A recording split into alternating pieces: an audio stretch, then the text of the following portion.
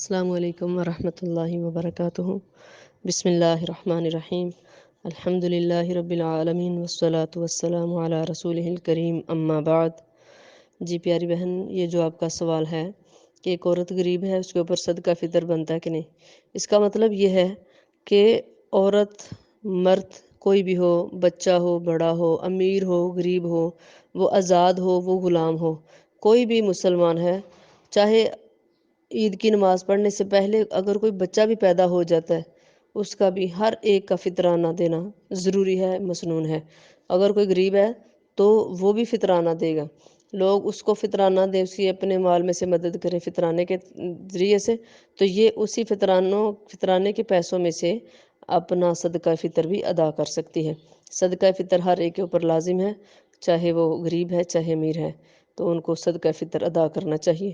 اور صدقہ فطر بالکل رمضان کے پہلے آخری عشرے کے شروع میں نہیں دے دینا چاہیے، بلکہ کوشش یہ کرنی چاہیے کہ اینڈ پہ دیا جائے، کیونکہ صدقہ فطر اس لیے ادا کیا جاتا ہے کہ رمضان میں یا روزوں کی حالت میں اگر ہم سے کوئی غلطی کوتاہی ہو گئی، یا ہم نے روزے کے صحیح فرائض ادا کرنے میں کوتاہی کی، کوئی غلطی گناہ کر لیا، تو اللہ تعالیٰ اس صدقے کی وجہ سے ان کوتاہیوں اور غلطیوں کو معاف کر دیں گے، درگزر فرمائیں گے۔